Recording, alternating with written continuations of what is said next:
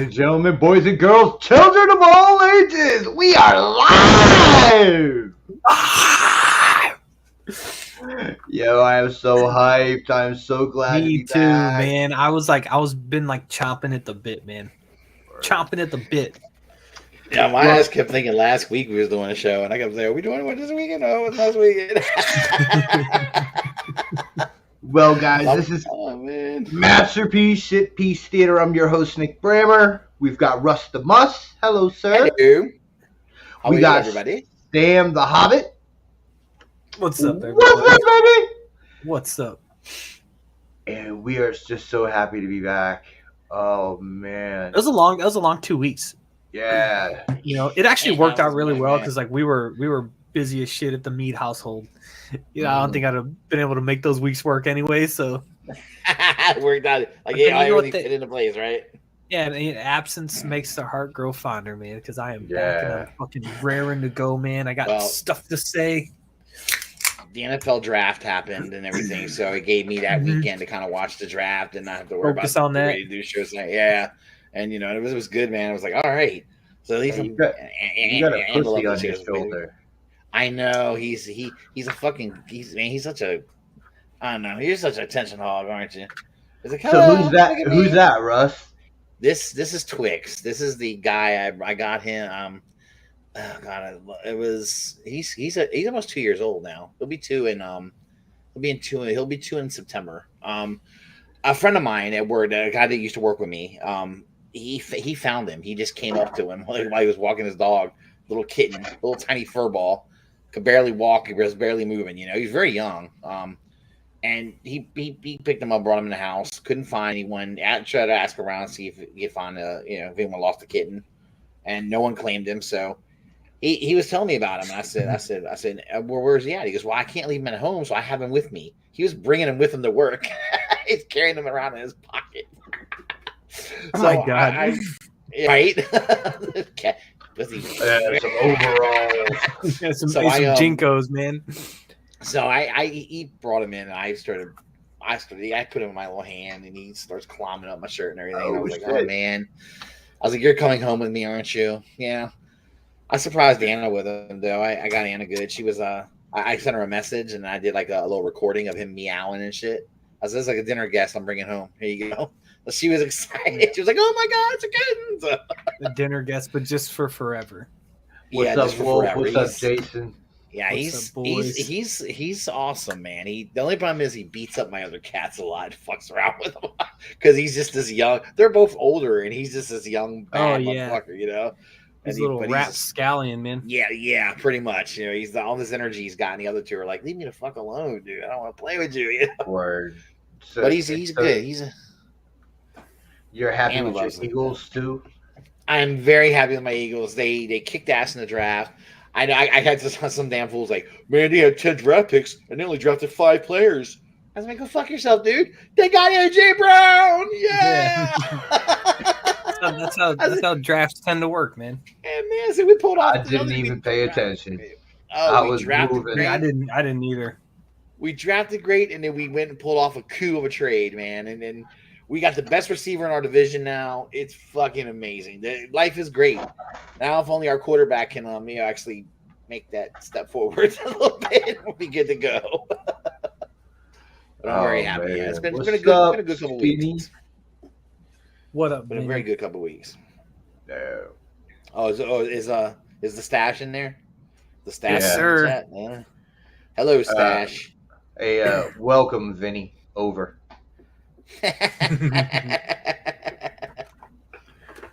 Awesome. Shit, man. Last night's chat was lit. Dude, I tried getting in there, man. I was kind of waiting until everyone in my house went to sleep, and then by the time they did, I was like, all right, now I'm ready to go to bed, dude. I just went to sleep too. I needed it though. Dude, it's probably going to be lit tonight again, so get in. Yeah, get in here, fools. What's good, shithead? Over. Yeah, my phone ran out of juice, and then I just said, fuck it, I'm going to sleep. So I was like, I'm out. Damn. That's cool, dude. It was a taint of a hangout. That doesn't tell you if it's good or bad. Oh, what's up, JB? What up, JB? dude? Moist Jeremy, what's up, bro? You know what is What's up, EE? Chuck is a good dude, man. I love Chuck. But I feel like there's a butt coming, Russ. What are you doing? Well, sometimes he can't take him in certain. Sometimes the small doses of him is all I can take. And for some reason, I wanted to. It was just Chuck has found bourbon. Yeah, he discovered bourbon. Oh my god, dude, that's the last thing Chuck needs. I love Chuck. He switched from gin, which can make you a real mean drunk, to bourbon, which is guaranteed to make you. Yeah, I was say gin could make you a mean drunk. Bourbon will make you a mean drunk. Absolutely. There's that slight distinction, man. Yeah, I don't need that shit in my life, man. If I want to black out, I'll just look at a bottle of any type of whiskey, dude. And I start to black out and not remember things, and I don't know who I'm talking to. I was thinking. I'll be trying to kiss everybody, girls and guys. It doesn't matter.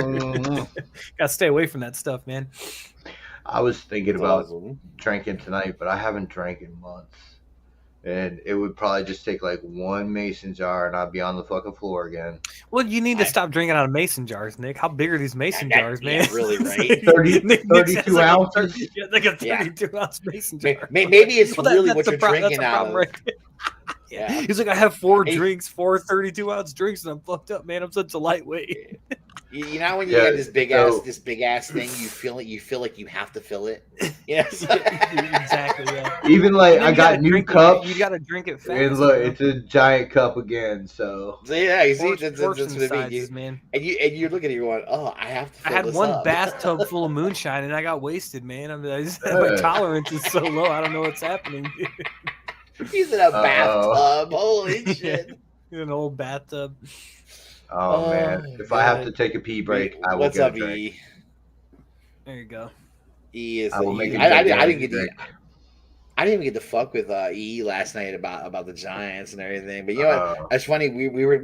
I was laughing because I got a friend of mine who's also an Eagles fan. He's like, "Man, you see the Giants? Man, their draft sucked." I was like, "I don't know. I thought the Giants draft wasn't that bad." He's like, "Oh no, man. I only did." I said, "You're crazy. Their first round picks were good. I thought their first round picks were good." And he goes, "That's all they had." I love Eagles fans. They live to bash the Giants. That's all it mm-hmm. Yeah, it doesn't matter. The reality doesn't matter, man. When you're that deep in it, it doesn't matter, dude.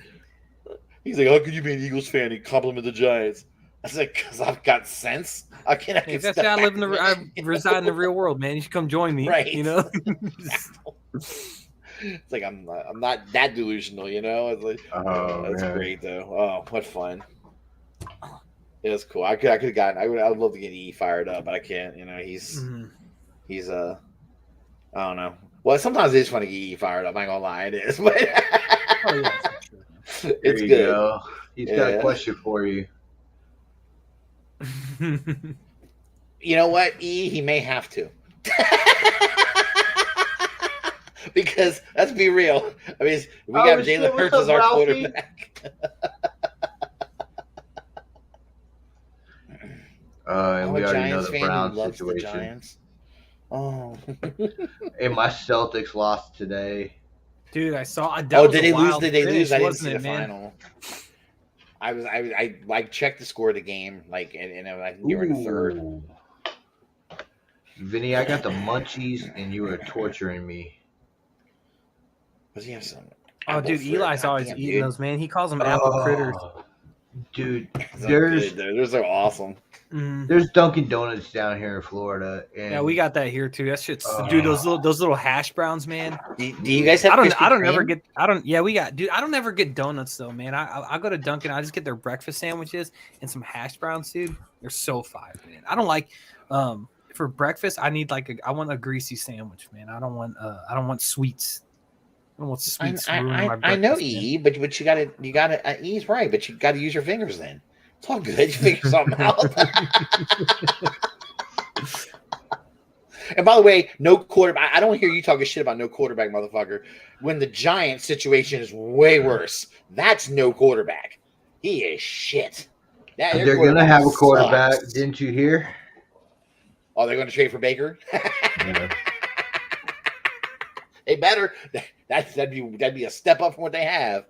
God, Yo, that Daniel okay. Jones is trash. All right. Here's a debate: Krispy Kreme or DD's? Probably DD's, man. I like their it's like the whole experience of it. Yeah, man. Like I like going there and getting their coffee and stuff is good. And okay, like it's weird. It depends on the type of donut. Like if I want just a straight glazed, like really a straight glazed donut, it hands down is Krispy Kreme. That's the that fucking shit is amazing good, man. glazed That's really donut. good. But if I want some other it's some crazy, it's too sweet for me. Well, I know, but it's a donut. It's supposed to be. No, but like Dunks has just like that perfect glazed donut to me. I guess. I mean, I like their glazed donut too. I don't hate on it, but if I want if I'm in a mood for just a glazed donut, it's Krispy Kreme all the way. It's just but Dunkin' Donuts to me has like a really good variety, like a better variety of stuff. I like real cake. I like cakey donuts, like real Yeah, man. And Dunkin' Donuts has some really good cake. They have a blueberry glazed donut. I've never that's had incredible. duck donuts. Oh yeah, Dude, Duck Donuts is amazing. Duck Donuts is awesome. Well, my favorites from Dunks is the fucking coconut one, the toasted coconut one. I like that one. Boston cream pies, obviously. Yeah. Yeah. You got. And just He eats those and watches the glaze. Celtics lose and cries. Yeah, man.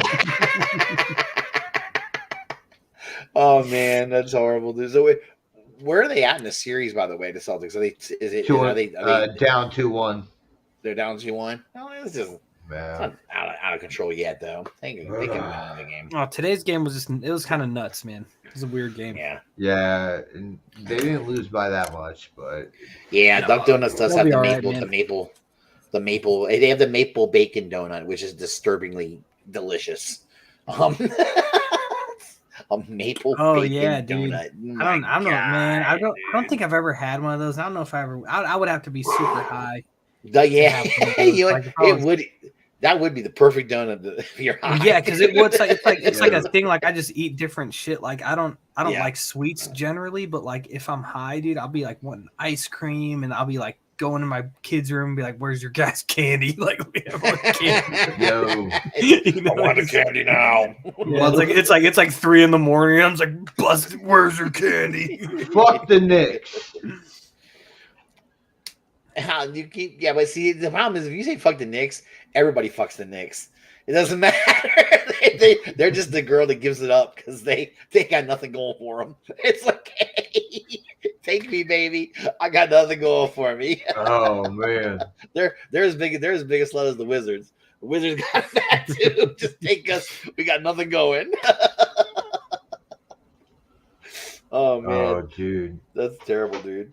That's no. My Ewok says the same shit. Krispy Kreme over Dunkin'. Fuck all y'all, man. Yeah, Krispy Kreme. Dave likes Krispy Kreme too. Yeah, I don't. It just depends on what kind of donut, man. Like I like Krispy Kreme for glazed donuts, but to me, Dunkin' Donuts has got. And then there's Tim Hortons. I don't know if anyone knows what Tim Hortons is. They don't have Tim Hortons by me. Yo, French crullers too from Dunkin'. Oh, yeah, French curl. Yeah, that's good shit, man. Tim Hortons is another donut place / whatever breakfast place, whatever. Mm-hmm. They're big up in Canada, and then they got them, and of course they got them in like a lot of northern New York and northwestern New York, and I think there's some in Pennsylvania too. I think so. I know I think there's a location in West Virginia now too. So they're moving their way. Have you guys ever been to Bojangles for breakfast? I have not. They don't have that around us either. Dude. I haven't, Nick. I haven't tried anything from Bojangles, Nick. I've never eaten there before, and I've heard it's the greasiest chicken in the world that'll give you the shits, but it tastes good. That's what I was told. Jason said he had a whole box of fiber cereal. What the fuck, dude? What a weird thing. But that's fucking great, dude. Oh my god. Yeah, to each his own. Everyone has that thing they go to and they get high, but, Yeah, but like fucking players. Yo, Bojangles what they do is they make a regular biscuit, right? Right. And then in the dough they either put cinnamon or blueberry or like a big chunk of butter. I can't remember what the other one is. I know they have cinnamon and blueberry, right? It's And then pepperoni. No, yeah, and then dude, they put fucking frosting on it, and then like more blueberries and or more fucking cinnamon. They're just called sweet biscuits. Oh my god, dude, so good. And then their chicken is Cajun fried, so it's got like spice to it. It's spicier than like any other chicken I've had. Like it's spicier than Popeye's spicy chicken. Yeah, it's spicier than Popeyes, and it tastes better, man. I want to try. They don't have them around me. I want to try Zaxby's. They're good, dude. I want to try that. I've never had Zaxby's we either. got them around here. We got them. We got PDQ. Chipotle. What's PDQ? PDQ is pretty damn quick. It's chicken. Yeah, we don't have that either. It's just like chicken strips and shit. Man, there's we have nice. here. I don't know if it's just a St. Louis thing, but there's like a gas station chain that sells fried chicken like all throughout the day, dude. Crunch, right? Yeah, that's it. It's Crunch like blue. chicken. Yeah. The one chicken we have is isn't Royal. Blue. The sign is blue. Nick, dude, I went there. Royal Farms does their own chicken. And then we have that crunch chicken in certain other gas stations that it pops up out here. So it's not bad. So here's the thing: I'm saying it's not bad, but I also will admit that I've never ate a piece of fried chicken that I didn't enjoy to some extent. You know what I mean? Like, I hear you. So hey, that's the weight of my heart, man. Besides fried chicken I've made, the best I ever had was in Bradford, Virginia. It's this little fucking gas station. And they pressure fry the chicken. And it is the fucking bomb. So incredible, dude. That's amazing. Yeah, I agree, Jason. Royal Farms chicken is really good. Anna will often sometimes. So if she don't feel like never had that either. She'll stop at Royal Farms on her way home from work. And she'll just grab like a little 8-piece chicken with some mashed potatoes and whatever. I can't remember what else she got. I think she grabs like macaroni and cheese and shit. And bring that shit home, and man, it's like a high, really, really high starch meal. You know, that's all it is, man. Dude. And I'll still kill some KFC, dude. Dude, me too, man. Like in their chicken sandwich that they made to like compete with all the like the Popeyes ones. It's not bad, man. I don't have a Popeyes within like 30 minutes of me. We have a KFC like 2 miles down the road, so I'll go there and get that. Dude, it's not bad. It's not bad. I'm not gonna hate on it. Their fries are decent. Just regular fried chicken, man. Fucking It gets a bad rap, man. You know what I need to try again because I haven't had it since I was like a teenager because I always order extra crispy. Is just the original recipe. Oh yeah, dude. I don't think I haven't had that in years. Same. And it's probably better than it was the last time you had it. You know what I mean? Like I feel like fast food places generally like do improve their shit. Like I always get the original recipe because nobody likes their crispy chicken. I love the fried chicken from them, but that shit's good. That Korean fried chicken, that's like super like really crunchy breading, like not like it's not dry isn't the right word, but it's like almost not even greasy. Like the ones that I've had, at least, like there's a couple spots in St. Louis that do it. It's like it's really light compared to like a KFC or Popeyes or something like. Which I don't mind. I don't mind the grease, right? But it's just something that comes with it. But like the Korean ones that I've had are kind of the opposite. Really good, man. My mom worked at this place when I was a little kid.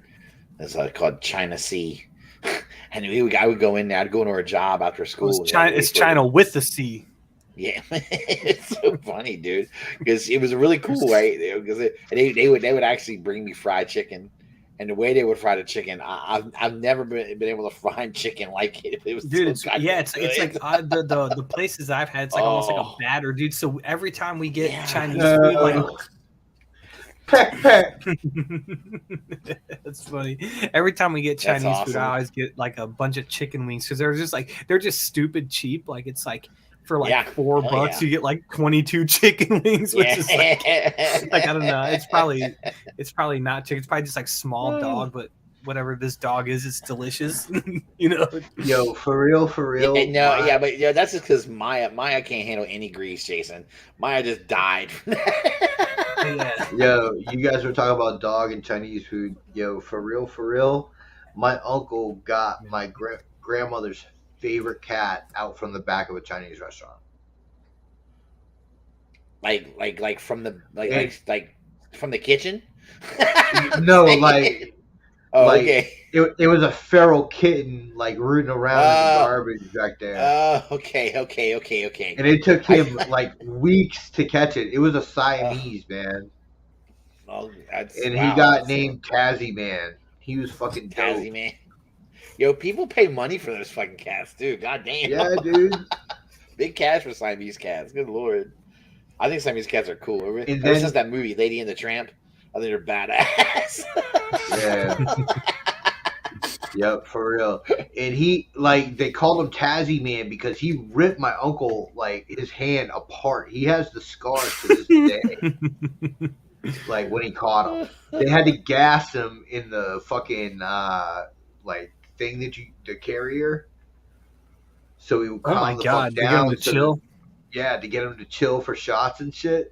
Fuck yeah. Hey, and some cats, man. Rough, man. Jason said, "Was it a kill shelter?" I know, right? Jason. Yes, it was. It was. So they moved down to Virginia later, right? Yeah.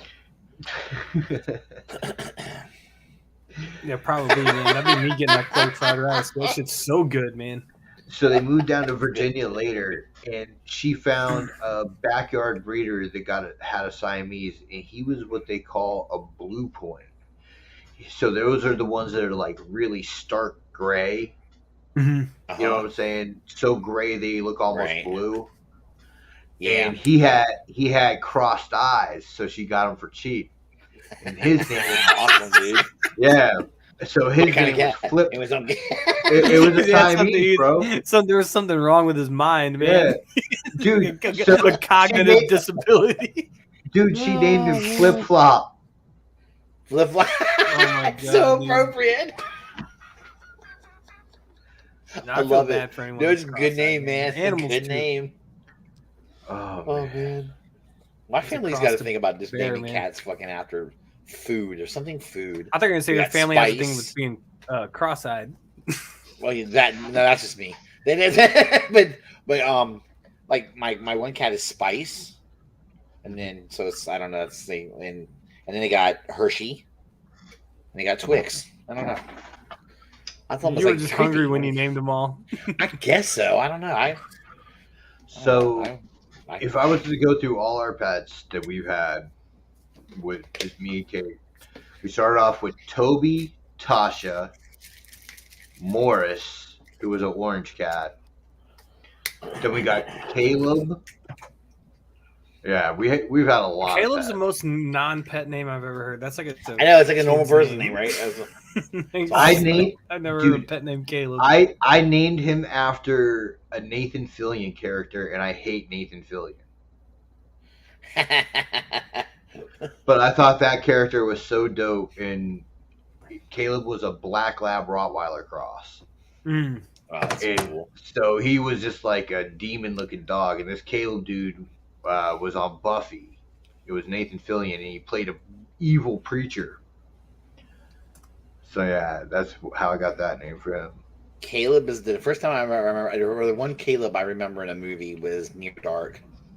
Mm. Remember the farm boy that he got turned from the chick that his name was Caleb. I remember I love that movie so much, so I just remember that movie. Oh wow! Movie. Ralphie says I had a cat I got from a local shelter. It turned out to be a 3-time cat show champion, long hair Berman. Wow, that's weird. So like somebody, was the cat a champion before you got it, or after? Yeah, after.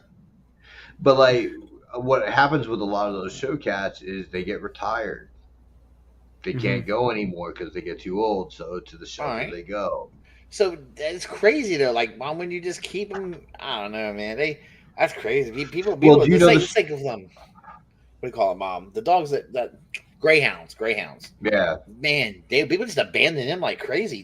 People just kick them out the car. They'll pull Yeah. over when they're too old to race anymore and just boot them out the car and say you're on Damn, your man. own. Bye.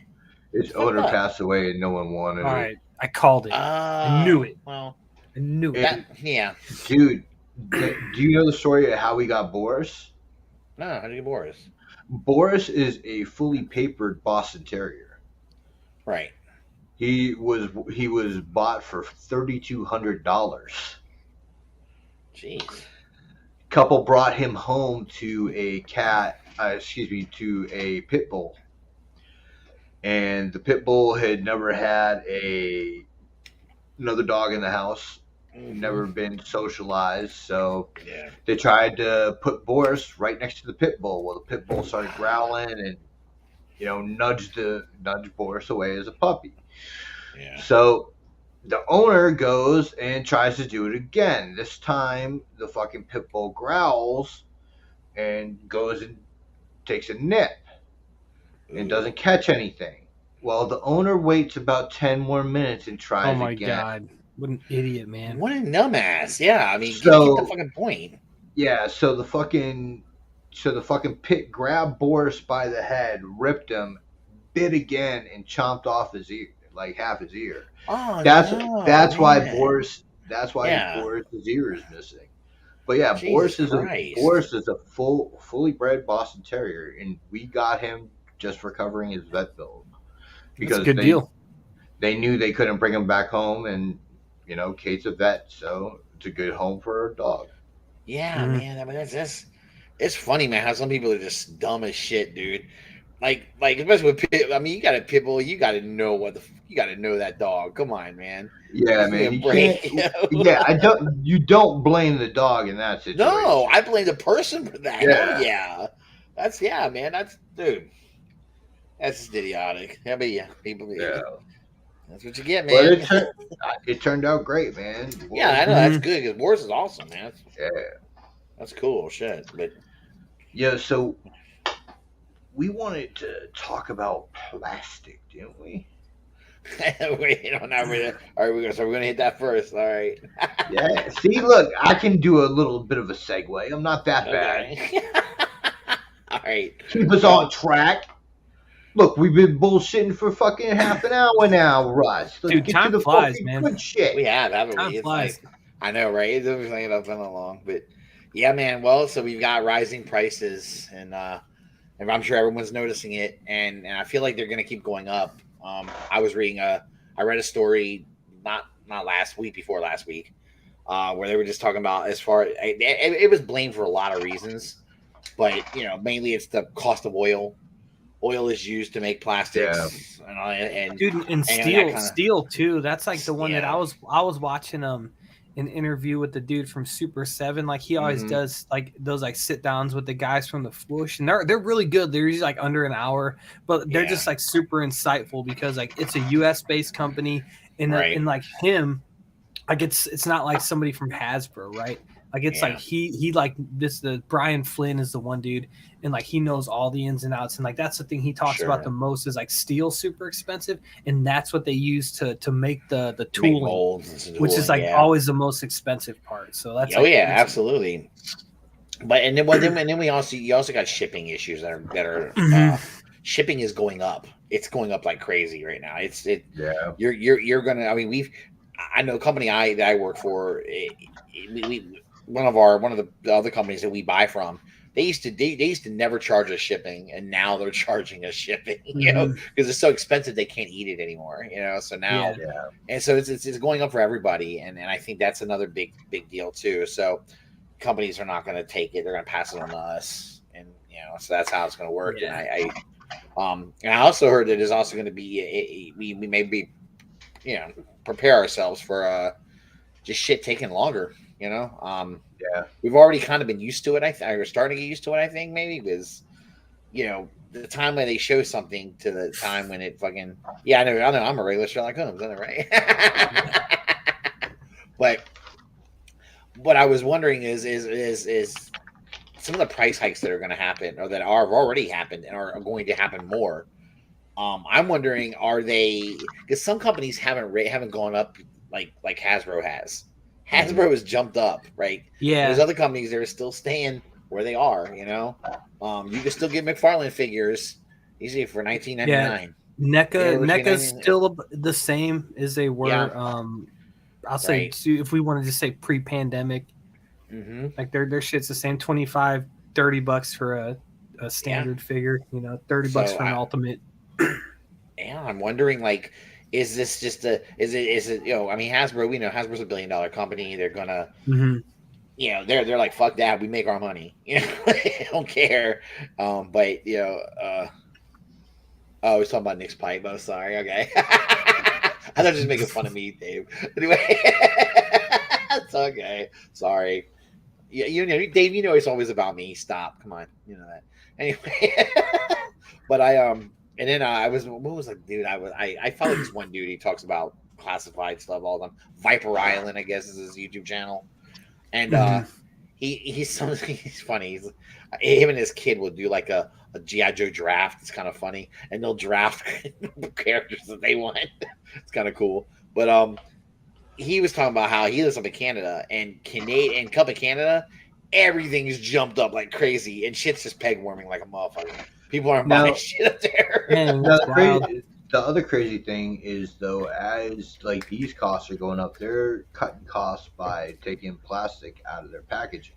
That's true, dude. Yeah, so I saw something that I just kind of glanced at, did a double take, and then I couldn't stop thinking about it for like 30 minutes or so. And it was like, because a lot of people with Legends, Black Series, Classified, they're in-box collectors, which is not my thing, but I get it. But they're like, what does that become when you can't even see the figure through the window?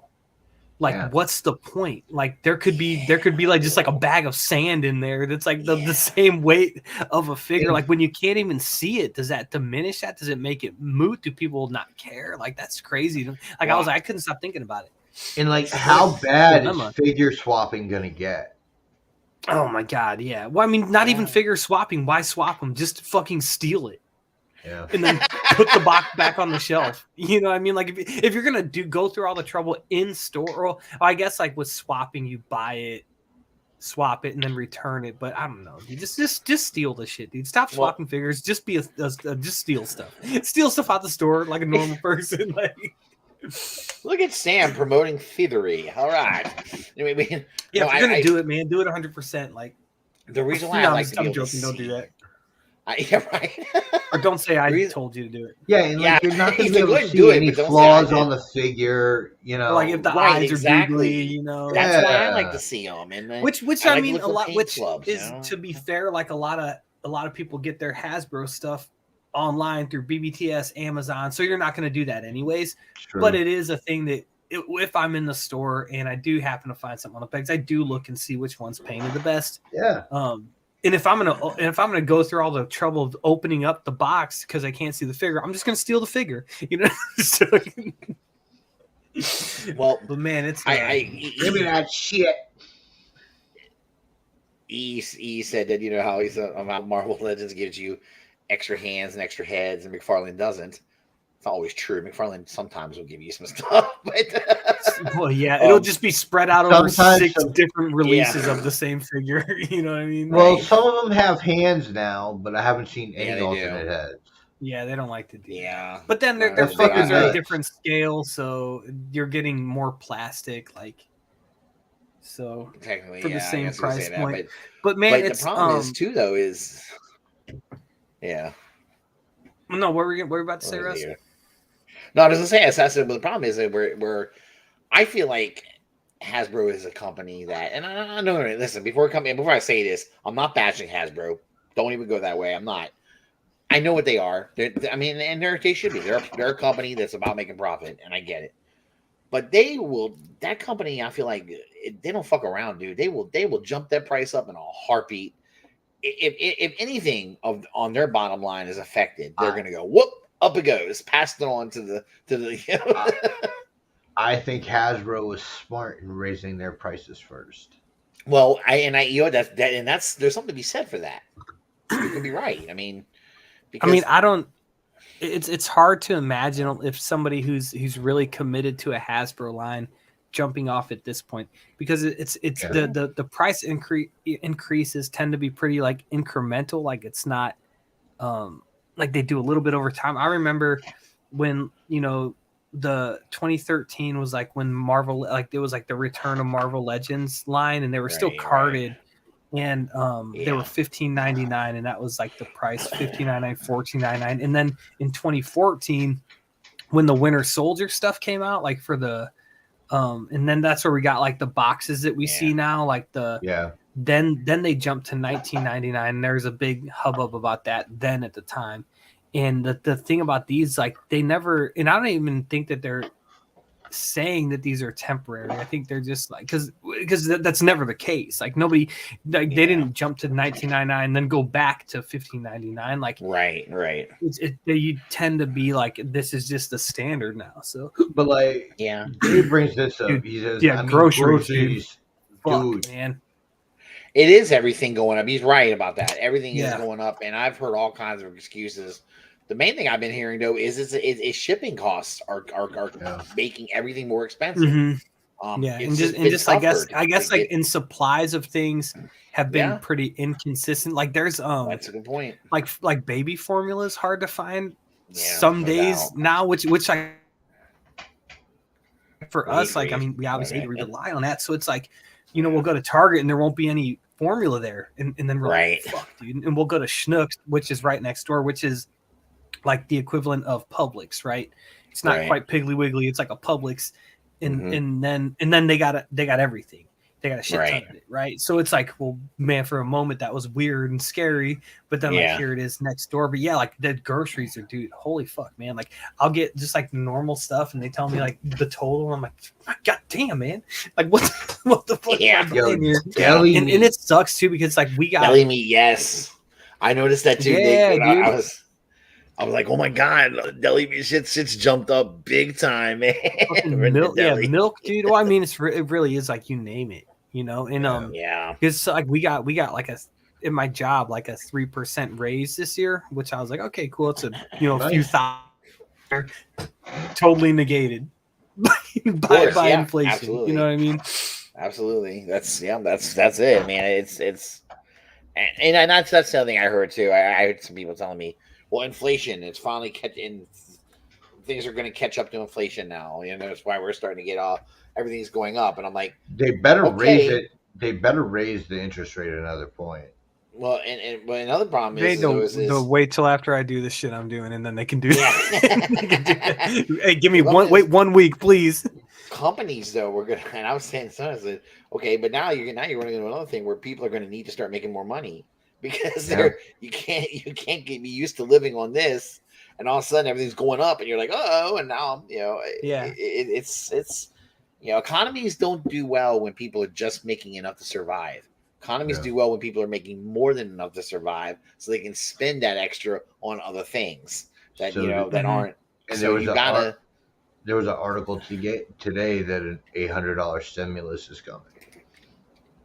Oh, really? Are they planning on that? And here's the thing, like that is I feel like a lot of people like hear that as good news, but like unless it's targeted, it's just gonna exacerbate the problem, because I feel like it's just like the principle of you have more dollars chasing the same amount of goods, basically, which is how inflation happens. So even from the beginning with COVID, I remember saying this in the old MPSP. Of like, I never needed a stimulus check for my household.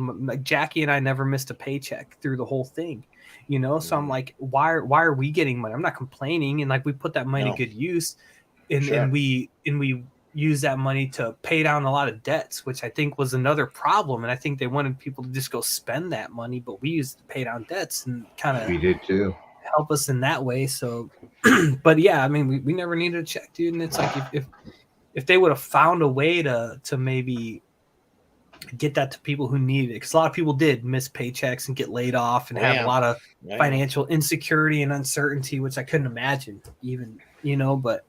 Well, it helped us out because Anna took a pay cut through COVID. She didn't lose her paycheck, but she did take a pay cut, and it helped us kind of prop us up. Like I kind of made her pay cut less of a hit. That's what I'll say. So it was kind of yeah. But I understand what you're saying though. There are a lot of people though too that just didn't have every life was normal. Like as far as paychecks, coming in, life was normal for them. I mean, neither one of us was, and I'm glad for this. Neither one of us had to stop working because we were what they call us essential. Don't even know how. I don't know how my company is essential. I have no idea. Yeah, just but take somehow it. They're in there. Take it and say thank you. Yeah, really, I'm be okay with it, because it would have sucked, But we were fortunate, but I know a lot of people weren't. And you're right. It probably would have been better if that money had gone to people who really, really did need it, and not saying that. I wish we would have gotten the option to say, okay, we're gonna say no to that. I don't know that anyone would though. Most people are like, fuck that, give me the money. Yeah, and that was generally me too. Like I'm not complaining. Like it's not like I donated that money to charity. You know what I mean? But we like I said, we paid down some debts. And I bought a lot of shit too. So I'm like, hey, I'm doing my part. Sure. I mean, get that money back out there. Bring it back out. Yeah. But you, it's my patriotic duty. You have to fucking pay down that debt too. Right, because I think that they misunderstood how much debt the average American carries. Oh God, yeah. Oh yeah, totally. Absolutely they did. I think that's the primary thing. You understand? You got motherfuckers this is my opinion, okay, that are the politicians that are making saying this is for the people but most of these motherfuckers, they don't know what it's like to live the average American. They don't know what it's like to be the average American. Russ, I think it's that too.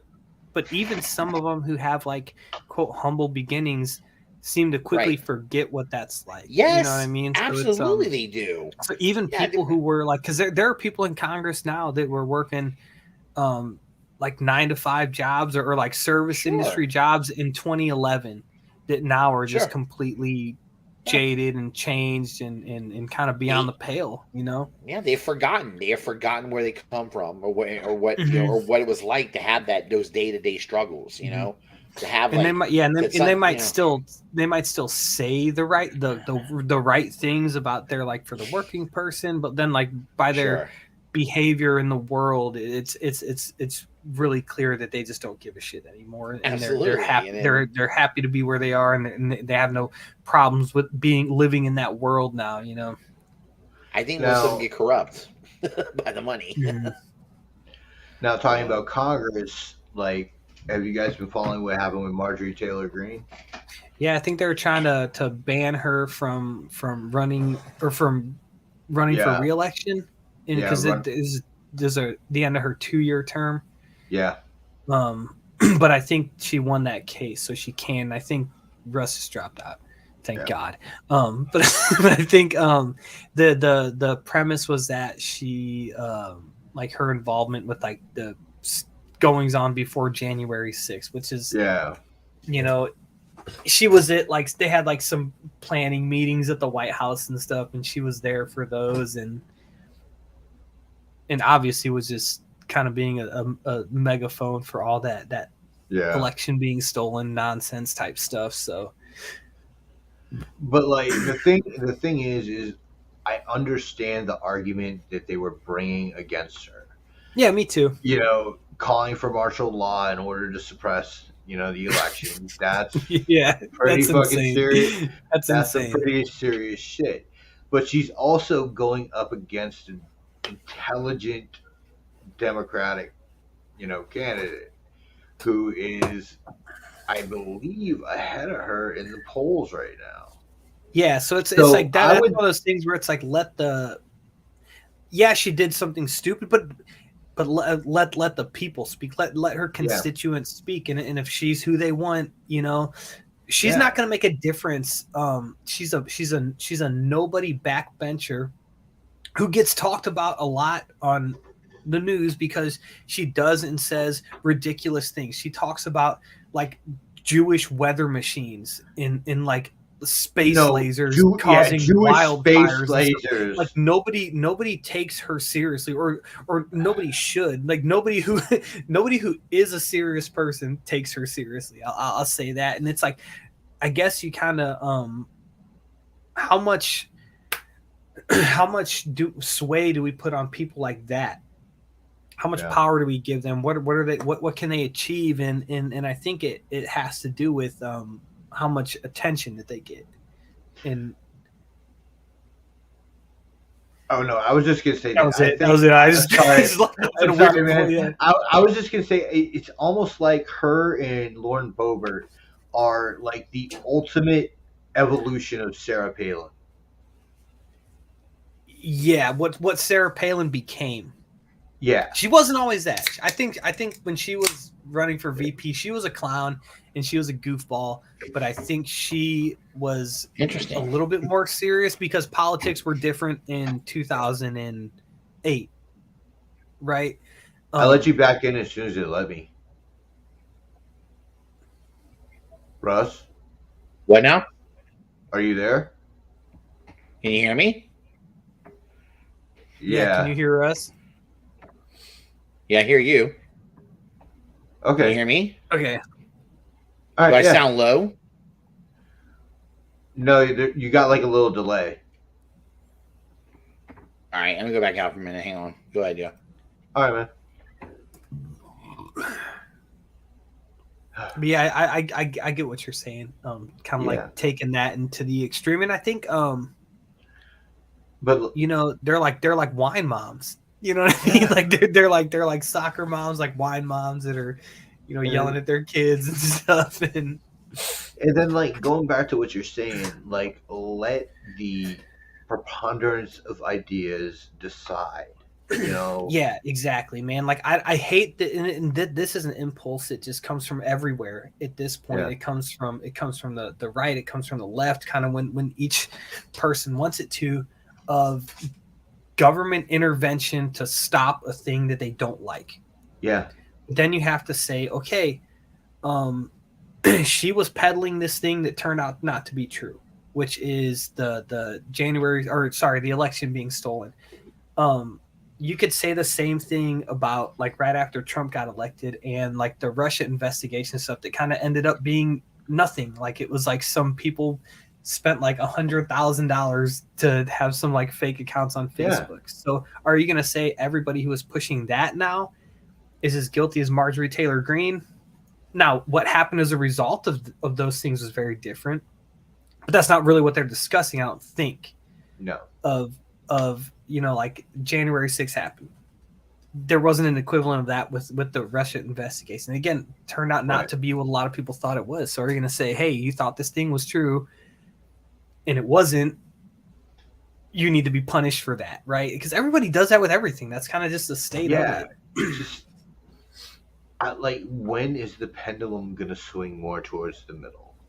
I don't know, man. It's just a fucking seesaw right now. I mean, I think and I think it's when extreme right, extreme left, extreme right, extreme left. And like for my problem is just the lack middle ground. Yeah, like it's just a lack of principles. Nobody has any principles like to kind of decide what they want to do, because I wouldn't be, and it sounds like I'm defending Marjorie Taylor Greene. I'm not, but like my principles are that you shouldn't want a government intervention to speak. Like the worst thing you could do to her to harm her public image is to let her speak and let her be herself. And she's gonna step on a rake every chance she gets. She's gonna hang herself every chance she gets to, because she's not a smart person. She's not a serious person. No. She's gonna say ridiculous, unfounded things, and good, let her do that.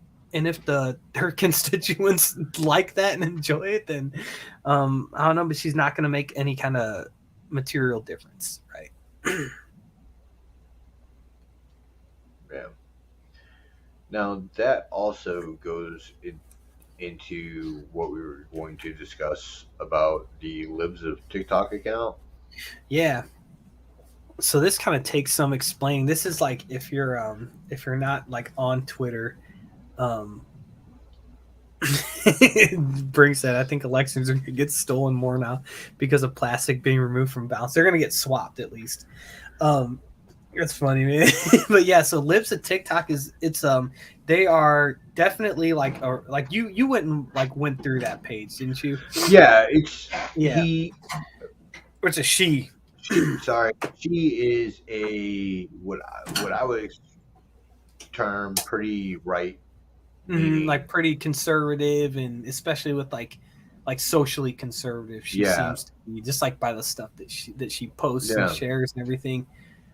And but it's mostly people. It's two things. It's people who are like kind of just on like the extreme end of like crazy gender identity type stuff, and a lot of it too is like she'll find teachers who are on teachers. TikTok who are talking about gender ideology stuff like with their classrooms, and she'll like find those things in as far as like one thing. And I did on Twitter like defend her in this way to say like she's not like creating these videos, like the users are creating them, right? Right.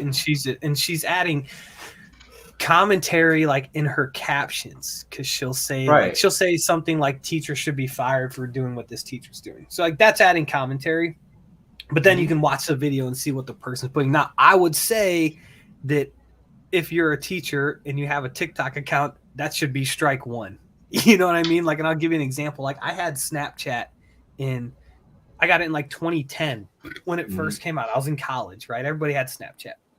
When I realized that all of my students also were on it, I was like, okay, I need to delete that because they could find me on there and see what the fuck, or see what I had going on. I wasn't trying to like make it private or anything. So I was like, the safe thing to do is just not have it. My Instagram's private. Kids aren't on Facebook, so I feel like I'm good. You know what I mean? Same thing with Twitter. That's private too.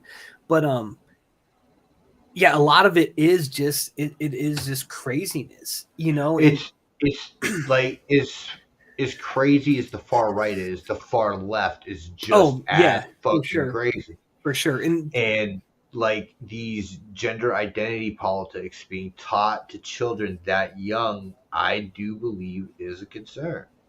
I agree with that too, and I'd be open to and I don't want us to be sitting here agreeing with it, you know, with each other. That doesn't make the best show, but Right.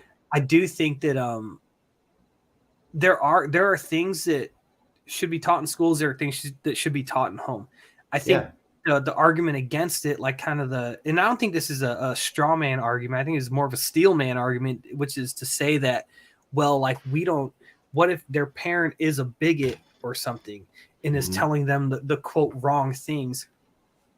You have to, and let's say like some kids' parents are like really against gay rights, right? And the parents have one idea and the schools have another idea of like what morals, or whatever. or like what morals they should instill. And that is a debate, and I think that's a real debate that's going on, because the school would say, well, we have the right ideas. And like, and you All might, right, there we go. and you might.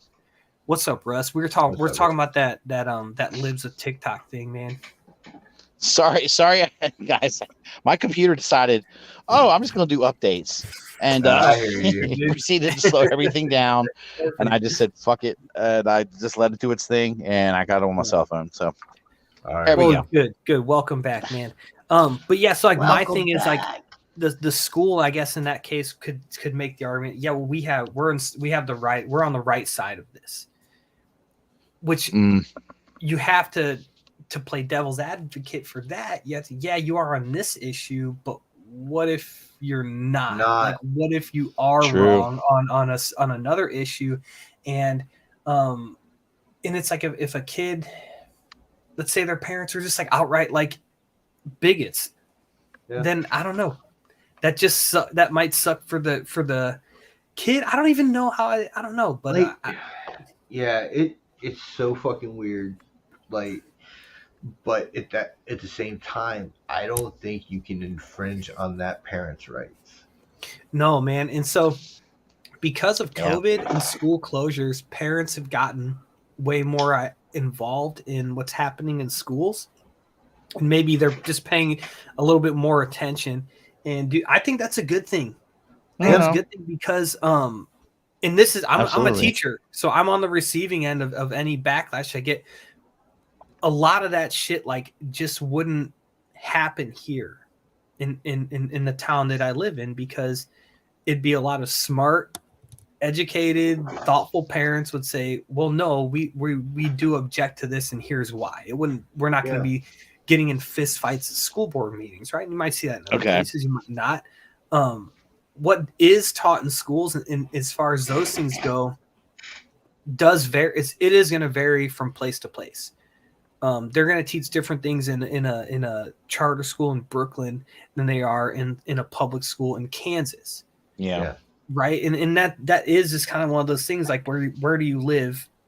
What is the culture of that place? I lived that. I went to school in Maryland. Okay. And I learned about the Civil War, and they taught the Civil War completely from the side of the Union. Mm-hmm. Right. Come to Virginia, and you learn about the Civil War when you go in Virginia public schools, and they totally teach it differently. It's like this, like in Maryland. I learned in Maryland, they vilified the South, and the North, the Union was the heroes. In Virginia, the South is the scene. They make the Southern states like the heroes, and they were fighting what they believed in, their way of life. And, dude, and I bet you, and I'd say, look at it this way: neither of those places probably gave you information that was untrue. It was just a question of emphasis. Absolutely, that's exactly what it is. That's like another thing that I just kind of contend with, just in, I think, like the broader culture of like what America is, and like it being founded as this like awful place because of the people who wrote the Constitution, this and that. And it's like there's not one country on earth that doesn't have blood on its hands for some reason. You're right. And you can take America and point out the bad things that have happened here, and there certainly are those things. A lot of them, some that are still going on today. Yeah, but there's also a lot of good things, a lot of opportunity here, too. And there's a reason why people get on fucking rafts in the ocean to come here, and this is the magnet. And dude, I was talking to my brother about this last night, and I kind of thought about this for the first time. Race relations in America, and this is not, and we'll go back to what we were talking about in a second, but I just wanted to kind of say this one point. Oh God, dude. My son be taking one to quiz. Yeah, sexual orientation. Don't do that, man. Don't do that. Doesn't matter. But so like we were talking, I was like, race relations in America, there's a magnifying glass on us for that, right? And I think we get that more than any other country in the world. But it's like, we have more race relations than any other country in the world. Because we have more people of different races in our country. Because we're an actual melting pot. And there are maybe 5 or probably less than 10 countries in the world that you can compare to us in that regard. I would agree with that. So it's like the reason why there is that maybe this focus on is because we're the motherfuckers that are doing it. Yeah. And no, it's not perfect. And there's going to be bumps in the road, but like it's going to, things have improved.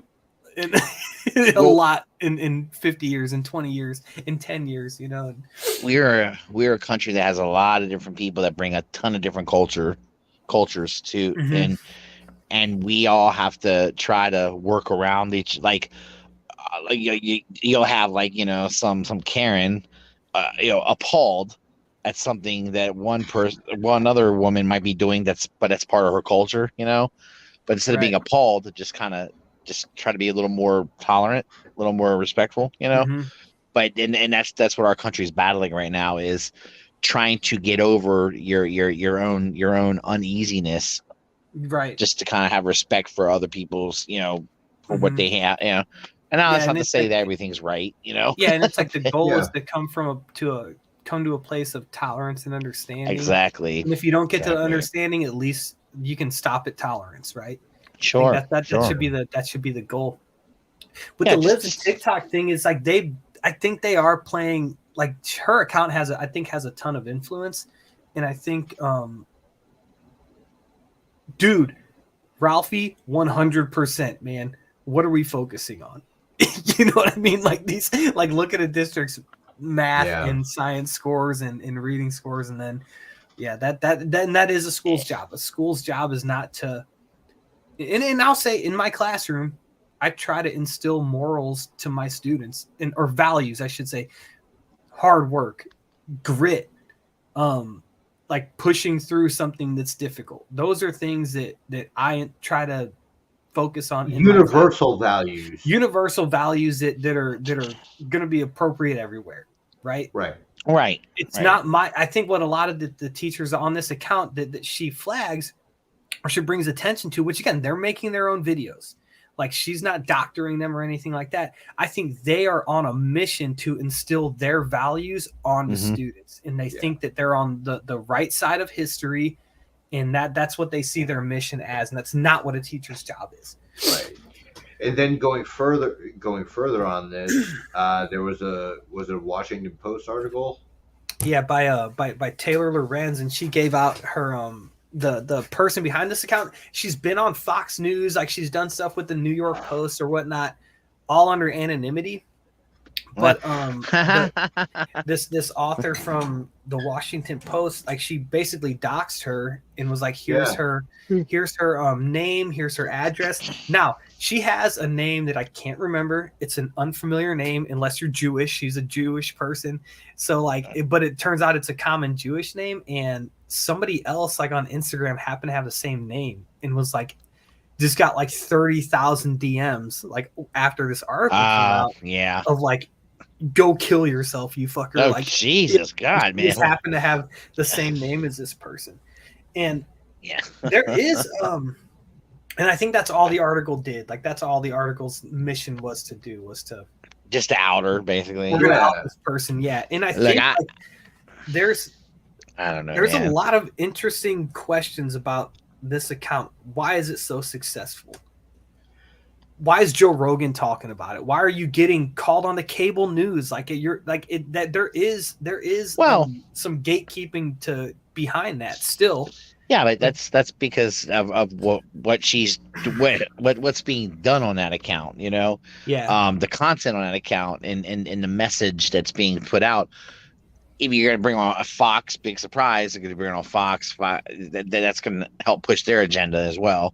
You know, Fox. And it is proof of this. Here's proof of, like, we say the left is fucking insane, and here's proof of that. Here's proof that your kids are, you know, subject to this nonsense. Here's proof of it, right? So, and they kind of do it to themselves. Yeah. And but at the same, go ahead. I'm sorry. We're going to go ahead. I'm saying, but at the same time, doxing this person is not cool. I don't give a fuck, you know, what it is. If it's not good for the goose, it's not good for the gander. Exactly. You know, True. when you have, you know, people on the left complaining about being doxed, you cannot then be a left-leaning organization or person or be seen and perceived that way and then dox somebody that is considered conservative. You can't do it. The hypocrisy is ridiculous. Yeah, exactly. And that is what I right. was talking about a few minutes ago, of just the lack of principles. There's no principle. There's not a principle against that. But that person, the lady who wrote the article, her name's Taylor Lorenz. She's terrible. She was on some news thing, like talking about being like harassed online.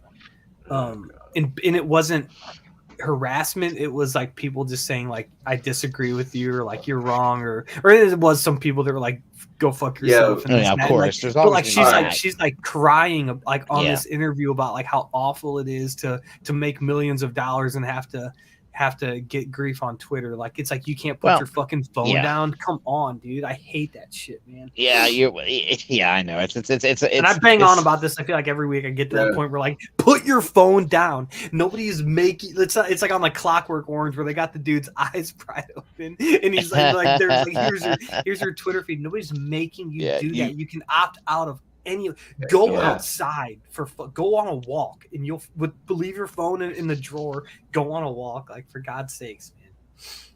You can avoid social media if you want to. It's real easy. Wait, what were you about to say, Nick? Oh no, I wasn't about to say anything. I was just. So one other thing I wanted to bring up with that account is because again, whenever they post a video, I'll go read the replies, the mentions, everything, and it is mostly I think probably conservative people. And my issue with like their takes is that they think that this is what every public school is like. This is what every teacher is like, which just isn't the case. Whereas like, I've been working in schools for, this will be 10 years coming up. Like this spring it's 10 years, and I've never worked with a teacher that is like that loony, off the rails, right? So it's, I don't think they would just make it. I think they would get a really hard backlash from parents, and rightfully so. And I think the problem with people that are so online is like they see what things are like online, and then like they just think that this is what the world is like. Yeah.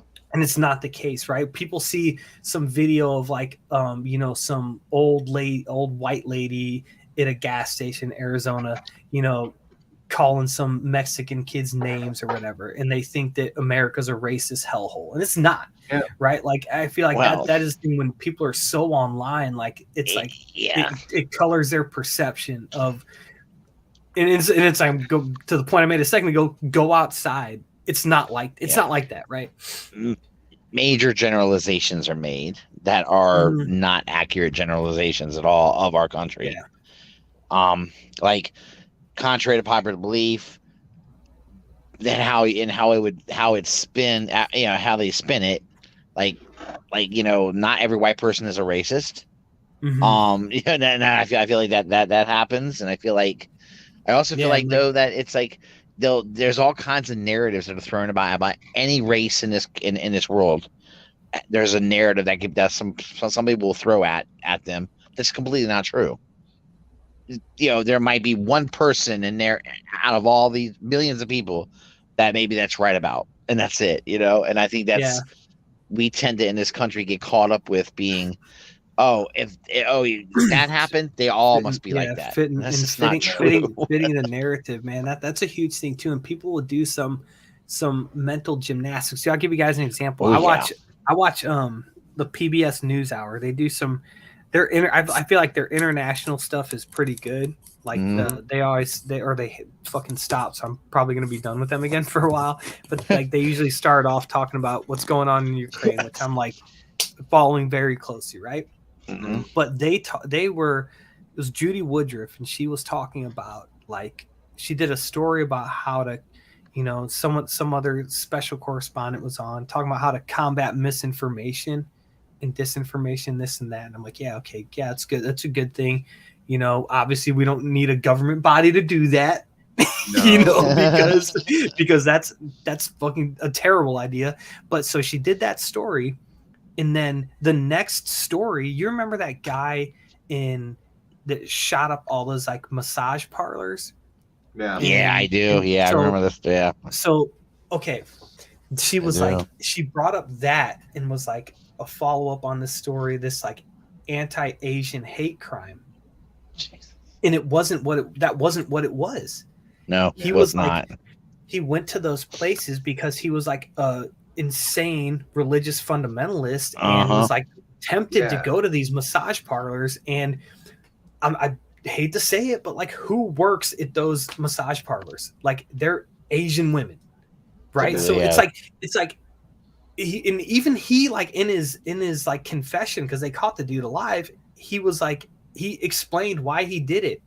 And people were like, well, you're going to believe him? So this motherfucker, you think that he's going to admit to murder, right? But then lie because, well, I don't want to think I'm a racist. Yeah, like, I know, right? So they're framing that story in a way that isn't itself that's misinformation. Oh, because absolutely. people are going to see that and they're going to think that act was an anti-Asian hate crime, and it wasn't. Like it's a coincidence, right? So it's like if I was an insane person and I was just mentally ill, like this dude was, and I take my dad to a Neapolitan pizza place and he chokes and dies. And in my mentally ill mind, it was this Neapolitan pizza that killed him. And I go to 10 Neapolitan pizza places within all in my state and shoot up the restaurants. What group of people am I going to disproportionately kill in those cases? It's gonna be Italians, you know what I mean? Or like, typically, yeah. So it's like in that case, it's not like an anti-Italian crime. It's like no, you just have to. I don't know, man. So it's like they do stories like that. This is how we're gonna combat misinformation, and then turn right around and do it themselves. It's ridiculous, man. And I think the only thing you can do is just I don't know. And then once you start using the tools that you say are wrong, you become just as wrong. Exactly, dude. It's like the idea we're just gonna suspend liberty for a minute to beat the bad guys, and then no, you can't do that. And it's like having like a government entity to combat misinformation or disinformation. Like, what if in 4 years your person doesn't get elected? Are you still gonna want that governing body there? Yeah. No. Fuck no. It's like people, you don't be so short-sighted. Like think a little bit ahead into the future and say, and it's like when I watch that shit, it doesn't do anything to me because I'm like, yeah, it's bullshit. And here's why. Yeah. Trust people to do that. Trust people to do that. And let people make their own minds up. The only thing that does concern me is that it does seem that stupid people outbreed smart people.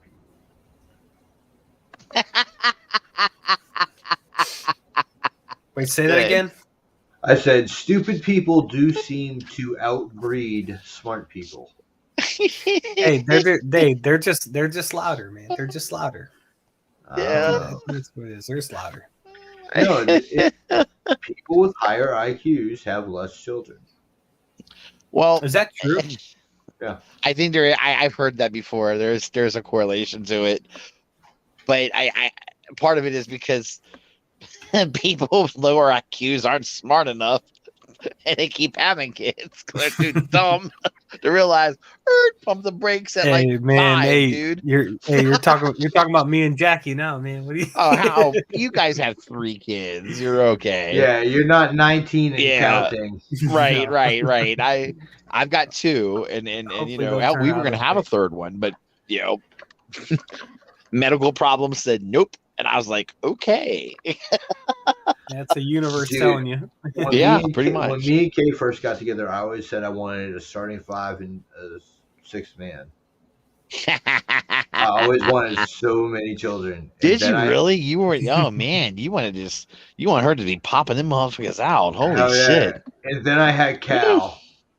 I was like, this is what it is. Yeah. I was like, okay, that's enough. That's enough. I've had it. Sure. It's funny how that happens because like one kid having that first kid will educate you big time on just how it's there's more to it than just like changing a diaper. Yeah, I remember the first time I changed RJ's diaper, I was so excited, and Anna was like, "That's cool, man." Anna looks at me and she goes, "Oh, congratulations, you got the diaper on him. You want to keep change? You want to get him dressed? You keep going." I don't know. I took pride in being like the swaddle master. That's pretty cool. Yeah. Fucking, making that baby bean burrito. Yeah, man. That's the way to do it. I always could get RJ to burp for me. Anna would be struggling. He'd be crying all upset, and he needed a burp, but she couldn't get it. And I would just set him up on my leg. Because I felt uncomfortable putting him up on my shoulder. So I'd sit him on my leg and have his like little whatever she called it, like his little spit thing in front of him. Yeah, just tap him on the back, and then be bleh. Yeah, dude, it's like you get out of one phase and you just go right into the other, man. One stage with the kids, that's what it's like now, man. Yeah, it's like it's crazy, but I've heard that before too, Nick, about how the higher IQ people tend to have less children. I've heard that. Mhm. I mean, when I heard the story, I was laughing because I thought, oh, we're doomed. They're gonna outpace everyone. We're heading towards the idiocracy. See, I think No, we've been in it. We've always been Yeah. in it, man. We've always been in it. the second you have to dumb proof everything, that's your tell right there. You know what? Yeah. What if we are in the simulation and this is just like the emergency protocol to just show you that life is so fucked up? Yeah. You know, it's like, I'd be like, which one of us passed the test? You know, things were going okay for a while. Yeah. Right. And people started to wake up out of the simulation. You know, Morpheus grabbed a couple people, and Matrix was like, "Nah, here you go." I would, yeah. If it was like the Matrix, I'd definitely be the like, no, plug me back in. This shit sucks, man. Like, there's no hot water. Plug me back in. It's terrible. You want me to eat that fucking ragtag 3 meals a day? oatmeal shit? What the fuck? I'd be like, plug me back in and put me to a Buffalo Wild Wings. Get me out of this.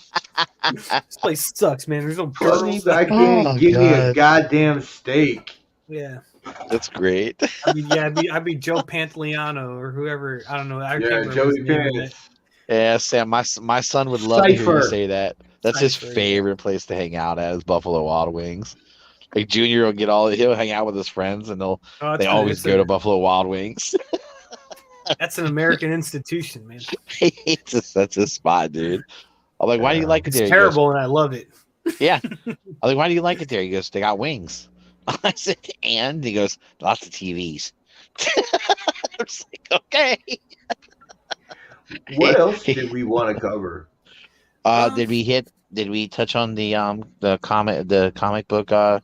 No, we didn't hit that. Yeah, I know it's kind of a Let's sad. bring the show It's down sad. for a minute. It's sad, but Yeah, just within the Last past couple weeks. week or two, we lost Neil Adams and George Perez today. yeah, Mhm. yeah. So I'll be honest, George Perez, I thought he had died already, but I think he was sick He was very sick. for a while. So that's why I thought that. I don't know what type, what flavor, but he had stage 4 cancer. Yeah, I He know was Perez. in- He was in a hospice and then brought home. That's unfortunate. What were you gonna say? Yeah. Russ? Well, I say Perez. When I read about Perez passing away, I was like, okay, because I know that I'm not as in tune with a lot of the comic book writers and artists like everyone else is, but some of them, their names, there's some names that I remember sticking out to me, and Perez stuck out to me. I remember that name, and you know, and I don't remember too many. A lot of them, because when I was a kid, I just didn't give a shit about the artists or the writers. I just opened a comic book and went at it. Dude. That was it. See, I always went for the writers, but like, Right. I do appreciate good artists, and like Yeah. Neil Adams, man. Yeah, like, so Neil Adams, his Batman. Him and Denny O'Neil were they were special, man. So it's like Batman, obviously favorite fictional character of all time, right? They made the Batman that I'm attached to, Denny O'Neil and Neil Adams. Denny O'Neil, he's one of those guys. Like he's like who's the dude that played Doc Brown? Christopher Lloyd. Like he's one of those dudes. Like he looked old when he died. Denny O'Neil did, but then Denny O'Neil looked old in 1980. You know, he always looked old. But like those two as a team, like I mean, Ra's al Ghul, we got from them Man Bat, like just the tone of what I grew up thinking of as Batman came from them, and that's fucking super special, dude. Dude, Neil Adams was involved with some of the most progressive comics of the 70s. Yeah, dude. Green Lantern, Green Arrow with Julia Schwartz was she was the editor, right? Like that stuff was huge, and that's the thing. Whenever anyone nowadays, and I heard this a lot, like when Marvel Now I feel like comic books becoming too political. What the fuck are you talking about? Like, Yeah. when did you start reading comics? And like, Yeah, find me a time when comics weren't political. You know what I mean? I've Like, always thought it's comic harder books to do had. that. Yeah. I don't know that there's ever one comic that I've ever read where there wasn't some kind of political satire in it. Mm-hmm. There's like, something in it, you know. In those cases, really like socially progressive, right? Right. And like something like that, like the Green Lantern, Green The fucking Green Arrow drug stuff. issue. Yeah, dude, Speedy, man. Yeah, that stuff's Speedy great. on heroin. Yeah, imagine that. And the art on that, like that, I feel like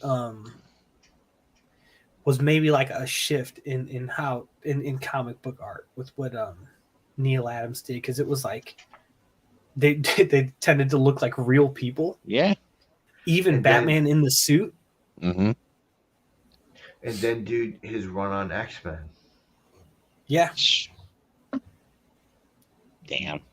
Oh. Neil Adams was a master. Like, if you have a Rushmore, I mean, Neil Adams has got to be on there. Mm-hmm. Yeah. Fuck yeah, because it was in all like the important books at their most important times, right? So if you had a Mount Rushmore of art, we'll get back to George Perez in a moment. But if you had a Mount Rushmore of artists, who do you think your four would be? Neil Adams, Frank Miller. He's like just one of my favorites all time. I'd have to put Jim Lee on there just because of he defined, I feel like, an era of comic books. And then, dude, like, this is me personally, man. Frank Quitely's going on there too. Like, it's my fourth one. Like, I bet, like, in him, you know, like, I think of people like John Romita and John Romita Jr.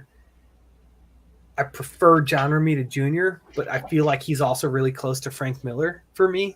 Yeah, Frank Miller's good though. Yeah, and it's like these aren't Frank people Miller's I really necessarily good. think are the best. These are my favorites. You know what I mean? So maybe Mount Rushmore isn't correct for these guys, but for me, but like I said, I never paid attention to too many. I never paid attention to who did it, but I know That's some fair. of the names. And Frank Miller is a name I definitely, you know, you get used to seeing that name on the comic book, you know. Yeah. See, like thinking about it for me, I think you gotta go Kirby. Yeah. You gotta go Kirby. I think you gotta go Ditko. Steranko. Oh God, he was great, man. And Neil Adams. Yeah, so I feel like I would. Yeah, for Mount Rushmore, I would probably take Frank Quitely off, just because like he's like Frank Quitely is personally my favorite artist. Me too. Me too. And I think he opened some doors for some other people. Nick Pitara being one of those people. Cameron Stewart. Yeah, of like it doesn't have to be this way for superhero comic books. You know, I feel like there's always that door for some indie stuff to be like you can present things in a different way. But I think Frank Quitely brought that into to mainstream, and big ups to Grant Morrison for kind of bringing him with him. You know, I'm sure he had a lot of pull there. But I think for the Mount Rushmore, I'd take him off, and it'd be Kirby to go because it's just how many characters he defined through his art. You know, defined for forever. You know. And then to me, like the next one from Kirby was who did I say? Steranko. Yes, Steranko. That psychedelic work. Mm-hmm. I mean, like from Steranko's tree, you get Starlin, and you know that whole thing. Neil Adams, we already talked about. Yeah, fucking shit. I can't even remember my second pick. Damn it, I can't hear. You said Kirby, Kirby, Steranko.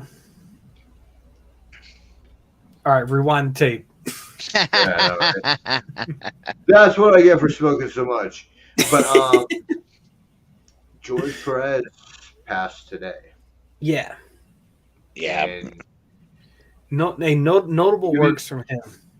Yeah, and the thing is even just like even not saying him on my Mount Rushmore because I didn't. Right. There was not a better group shot artist in the business. No, so like some of the Crisis, Infinite Crisis, or Crisis on Infinite Earths. Did he do both of those? I believe not Infinite Crisis. No. Okay, so yeah, Crisis on Infinite Earths. That is the group shot. Yeah. Right. I think if there's gonna be, oh man, I don't know. Cover to JLA Avengers. Yeah. Yeah. And it's like those things are stuck in people's brains, and it's like a lot of comics that, like, if you're getting into comics, you know, what are you going to go back and read? You're going to read Crisis on Infinite Earths. Yeah. Right? You're going to read The Dark Knight Returns. Like, these are those books that, not that George Perez did Dark Knight Returns, I'm just saying, like, these are those books that people getting into comics in 2022 are going to go back and read, and they're in, like, that's going to be, like, in a way, the legacy of somebody like George Perez, of just like these seminal works that he was involved with, so many of it in Marvel and DC.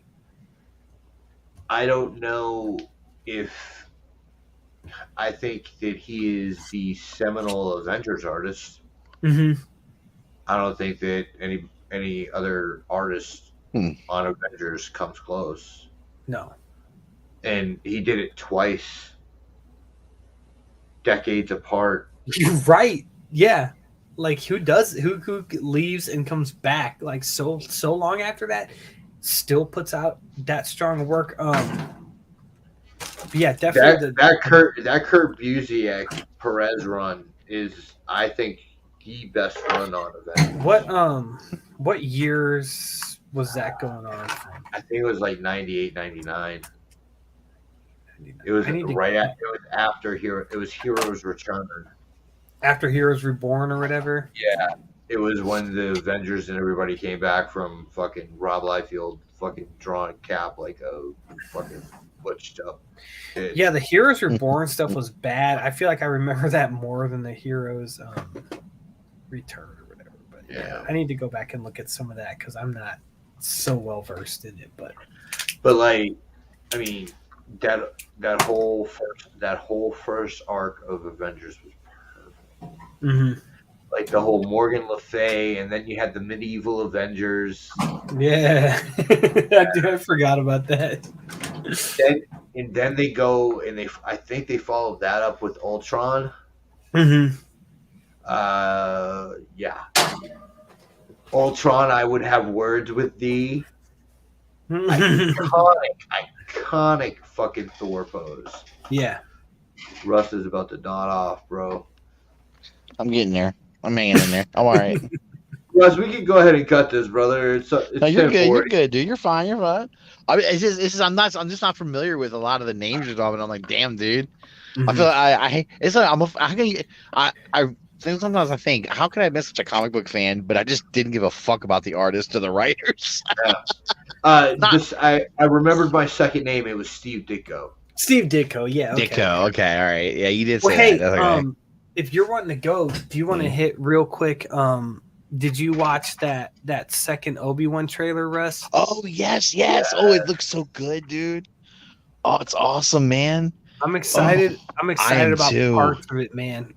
So I feel like, because I posted in the MPSP group, and I said the Inquisitor stuff, it's whatever. I might like it, I might not. Yeah. But like the stuff he was like going back and forth with Owen Lars, like that to me, that's super interesting to me. Me too. I hope they, and it's like good on them for casting Joel Edgerton back in 2002. Like, they didn't know what they had then, you know, because like he wasn't who he is now, but like good on them for getting him to come back, because that dude he's great. Awesome, He's great, man. And he's and I'm sure he's going to be good in this. And the fact that he was willing to come back, like, probably speaks to the quality of this. But like that dynamic, I'm really interested to see what. Me too, because it's interesting because like the little bit we get is, you know, I'm assuming they get. It's about, hey, at some point Luke's got to start training, you know, and he's like, I get the feeling he's telling Obi-Wan, stay the fuck away from my nephew. Yeah, because that's or he was like, because he said, I think his line was something like, "Who's going to train him? You?" Like, yeah, just like he trained his dad. Yeah, like, look right. How I he mean, what a sting that is. It's like, it's true. I know. Yeah, when that female Inquisitor gave me Magneto vibes when she was yelling at Obi-Wan. You can't run from him, dude. That was cool. So that was cool. She's my only beef with this because I feel like she just looks like a regular person. Yeah, you know what I mean? Well, and it's like one of those things where it's like you go like with Sith Lords, you go from like Darth Maul, who looks like Satan, to like Count Dooku. And it's that's the thing about the Inquisitors, though, is that they're not full Sith. They're so like she had to think like they were at some point Jedi or whatever. So, but she might be super cool. But I did like that. I thought that was cool. And then we got a little bit of Darth Vader at the end. But and what I'm wondering is, are we going to have a confrontation between him and Darth Vader? Dude, apparently, I think from what I've read and watched on YouTube is that the first 3 episodes are going to be between him and the Inquisitors, and then like the next 3 it's like him and Vader. Like I think Vader's like, no, I want this. I kept getting people telling me, well, that's impossible because they're trying to tell me that in A New Hope, the conversation that they have while they're dueling, is in regards they're just going like this with their lightsabers. Yeah, right, exactly. Yeah. I guess the conversation that everyone keeps trying to say that what they're referring to the duel that they had on Mustafar, right? Mm-hmm. But I said, and my thing was, hold on a minute, they don't mention Mustafar at all. How do we know that was their last battle? We don't know that's the last time they. Yeah, he didn't know.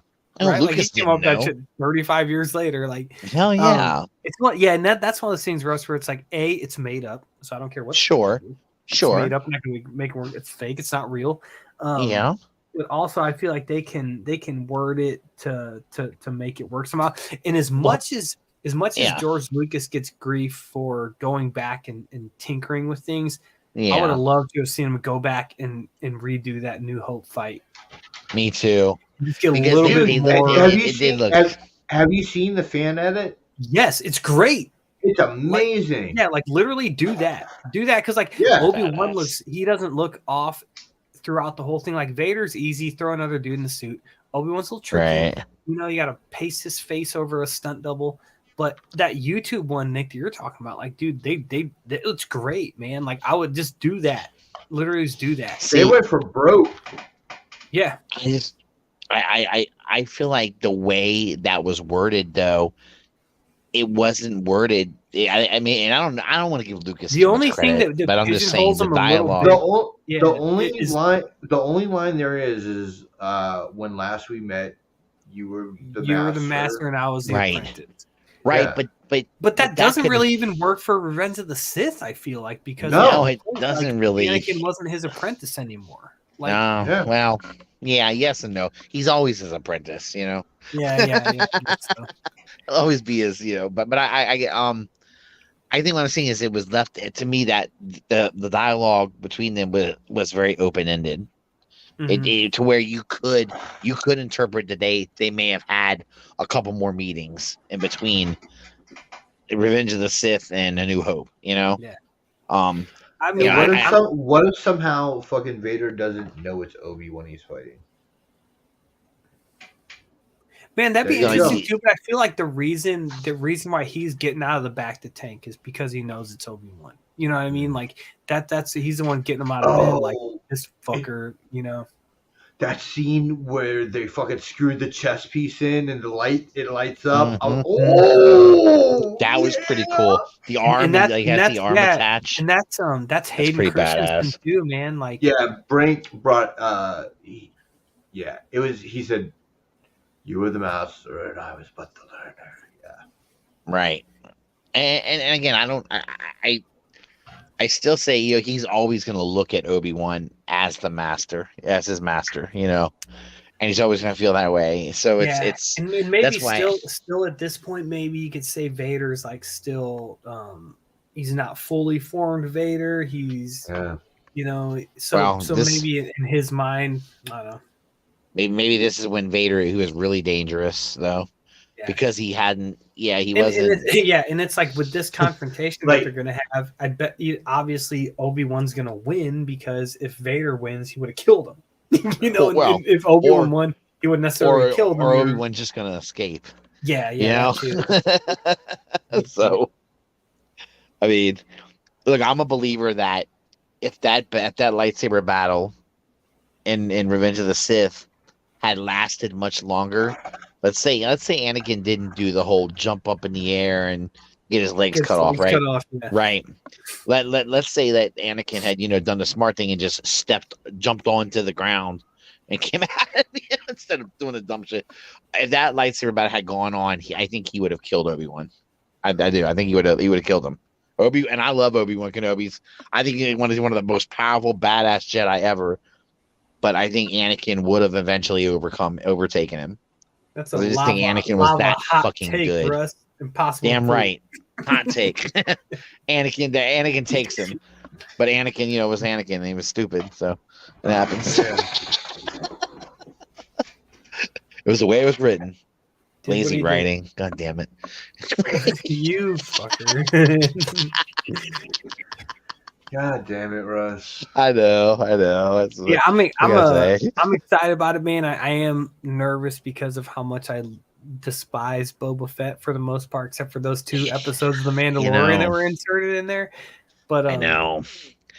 I really don't like what they did with that show. Because I feel like they just used that show to basically just throw a whole hodgepodge into it, man. That's all they did.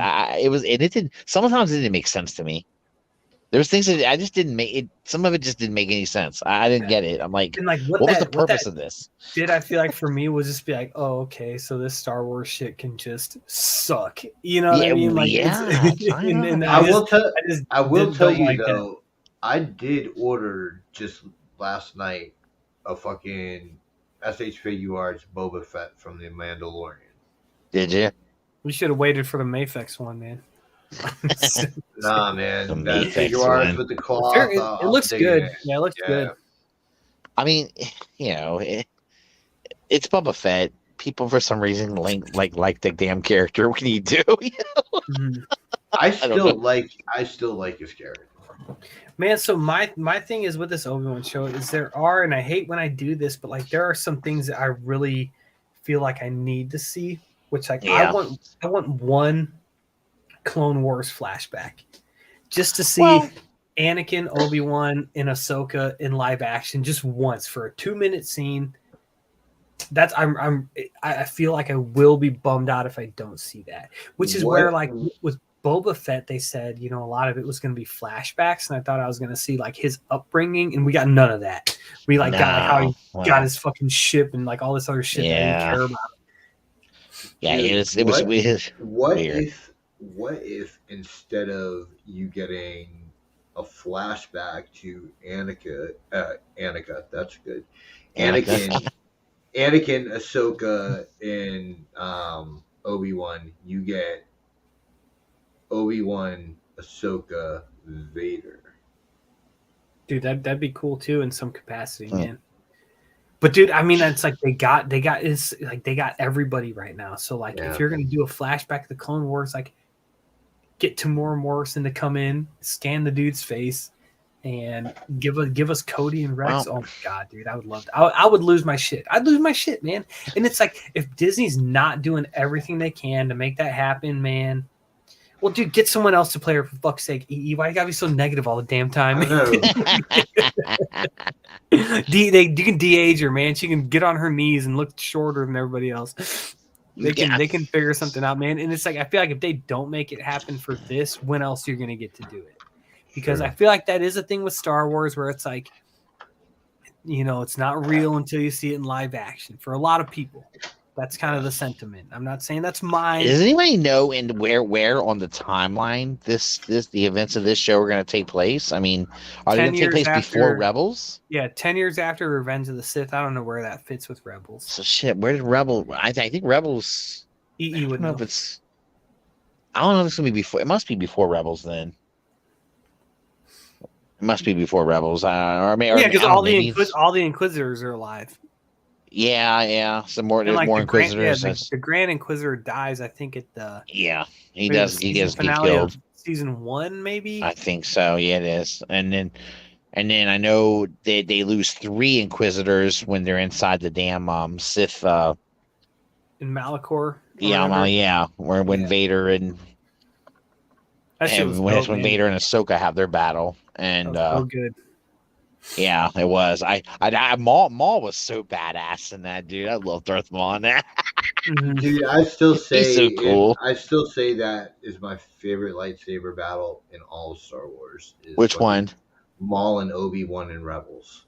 Oh my god, dude, so good. That was your favorite lightsaber battle? That is the battle that took that battle that took exactly 1.2 seconds and it was done. Yes, it's the meaning. That was your favorite lightsaber battle. That's my favorite lightsaber battle. How is that? How could that possibly be your favorite battle? Because it wasn't even a fight. It is the most intense fucking lightsaber battle ever. It's also the shortest lightsaber battle probably ever.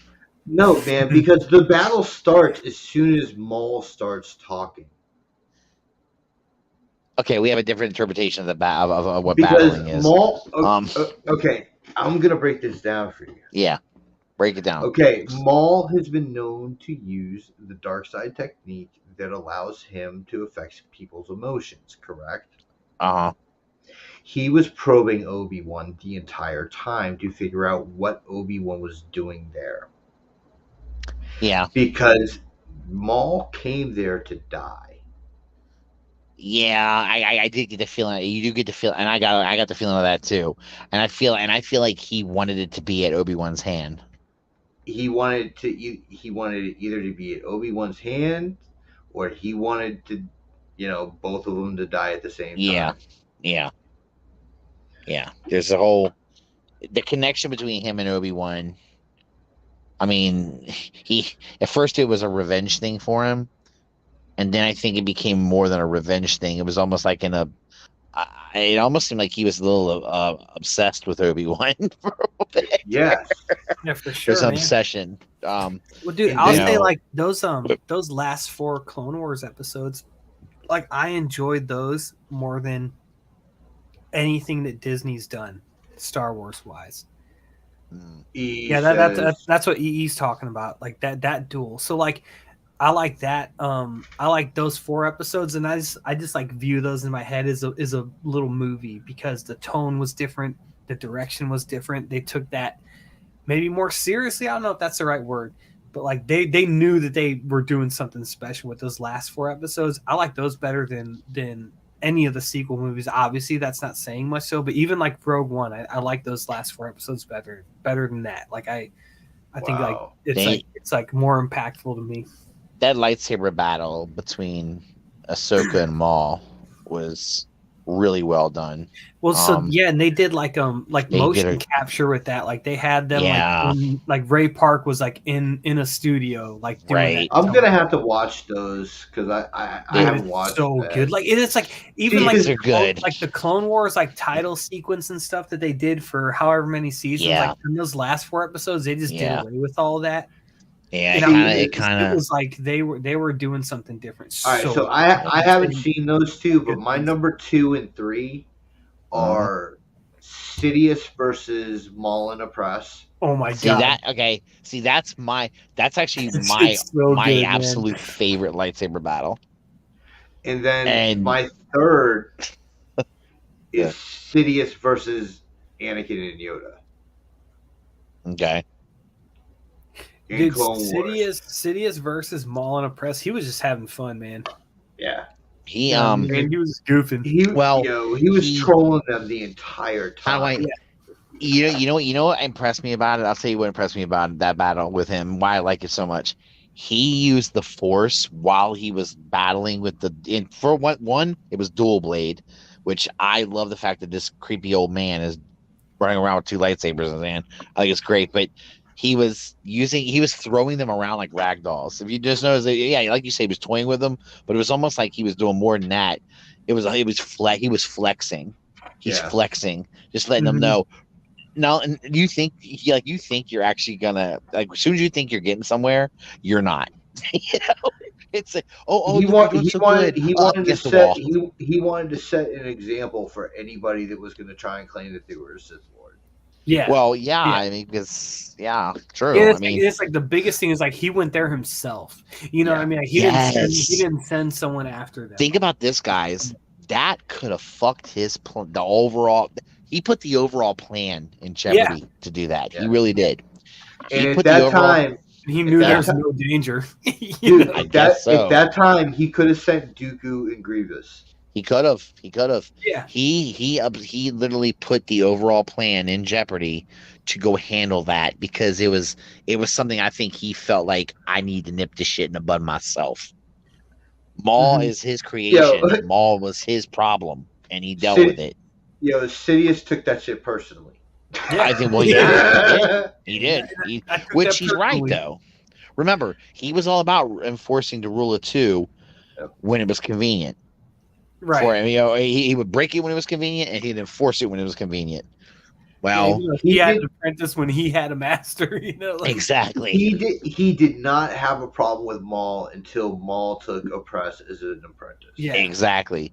The second, and then also in Maul was kind of creating himself a little bit of a. He took control of Mandalore. He had himself a little force. I think he was starting to feel like this motherfucker's trying to rival me here. I think it was a problem. That's exactly what he said. He said, "You have become a rival." Yeah, I love it. It was great. It's a fun battle, because I disrespect him so bad, but that battle is the one battle that made me go, this motherfucker's badass. Like, I still I still have my thing about him not being the best Sith Lord of all time, but he's fucking incredible. Let me tell you, he is. No doubts about it. Palpatine is the fucking man. I almost want to throw my hands up and go, geez, I wonder how well some of those other guys would have done against him. They might got their asses kicked. He was so good in that, though. That battle was done so well. That's my favorite lightsaber battle. I love that one. Just because I liked watching him flex all of his abilities.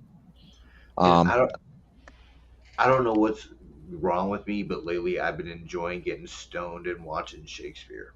Okay. Oh, nice. And fucking like on stage. Yeah, oh wow. There's an Ian McKellen Macbeth, and Ian McDermott is in it. Really? Yeah. No shit. Like in 1973. So pre-Star Wars Emperor Palpatine. Holy fuck. That's kind of cool, actually. Yeah. So it's Ian McKellen. Oh, okay. Dude, it took me so long to figure out who Ian McKellen was. I don't know why. I'm like, Ian McKellen? I get it. Yeah, fucking Gandalf, bro. Mm-hmm. And then Judi Dench plays Lady Macbeth, too. Oh, my God. That's got everybody. Yeah. Oh, wow. No shit. Judi Dench, goddamn, dude. That's so funny. You're like getting stoned and watching. That's cool, dude. I love it. Why not? Did you know that Ian McKellen was offered Gandalf after Richard Harris died? I did not know that. No, I didn't. The part was Ian McKellen's to have, and he refused it because Richard Harris said that he was an emotionless actor. So he wasn't gonna take over the part from the dude that didn't like him. Who's Richard Harris? What is he in? He was the first Gandalf. He was the first Gandalf. Not Gandalf. Fucking Dumbledore. Sorry. Oh, Dumbledore. Yeah, Dumbledore, not Gandalf. Oh, Sorry. yeah. You got me thinking Gandalf. Yeah. Dumbledore. Yeah. Yeah, so he was. Yeah, Yeah, he he was was- also in Gladiator, right? He was. Marcus Aurelius. Yeah. Yep. He was good. Yeah. I always thought he was good. I liked him as Dumbledore. I liked his voice. Like he always had like a weary voice. Yeah. I wish the other Dumbledore would have did that too. Well, the other It was Dumbledore very came. breathy. Yeah. Well, he acted more like an old man. He right, like an old Merlin kind of guy, type. Whereas the other guy, I can't remember the other actor's name that played Dumbledore. Jude Law. Yeah, he kind of made Dumbledore like seem like a little bit younger, a little more pep in his step, so to speak. Yeah, for sure. So I don't know, but why not? It was all right. It worked out, I guess. Have you? Yeah, the new one's not bad at all. No, I not at all. One. Russ, have you ever seen Excalibur? Oh, dude, it's one of the greatest movies ever, man. Have you, Sam? Oh God! I think maybe when I was a kid, I remember it though. Patrick Stewart is amazing in that movie. Dude, I love his party play. It's great. We need to get on doing the riff track shit we were talking about doing with Five Deadly Venoms because it's been like 2 years we've been talking about doing. I know. We did that one. It was it was Mario. Yeah, with the Mario Lopez KFC fucking ad. Hey, when it's summertime, I got all the time in the world, dude. I think that's what we're gonna do. We're gonna do Five Deadly Venoms. I'd want to see Excalibur. Yeah, Excalibur is a really awesome movie. I gotta tell you, I watched. When I watched it for the first time, was in school of all places. Wow. I watched it in school, and I was shocked they were showing us that in school. But it's that movie got it was good old days. They show boobs in it. Yeah. Yeah, there's a boob in it. Yeah, there's a couple of sex scenes in there. There's incest in that movie. Oh yes, there is. Nice, man. Oh yeah, it's amazing, dude. There's a lot of stuff in it that's great, man. I don't know. It's such a cool, like everyone knows the story of King Arthur and everything. It's a really awesome telling of that story, and that version, they changed some stuff, they do some things that are different than other versions of it, but it was so fucking awesome, man. Yeah, that's a good flick, man. Well, I think I'm gonna watch that movie now. Talking about future plans, I think we should go ahead and sounds good. I had fun talking about this shit. You guys? Awesome. Oh yeah, absolutely. All right, cool. That's all that matters. Thank everybody for watching. We'll be back next week with another show. Are we gonna do a hangout after for a little bit? Yeah. Okay. Cool. I don't know what's going on. I saw a message in the chat, so Jason has a meetup going. Okay, so, Jason's got. We'll jump in on that then. That's cool. Cool. So we'll see what's going on. If there's something wrong there, I'll open one. Okay, cool. All right. Peace. All right, later, guys. Peace, love, and hair grease. We're out.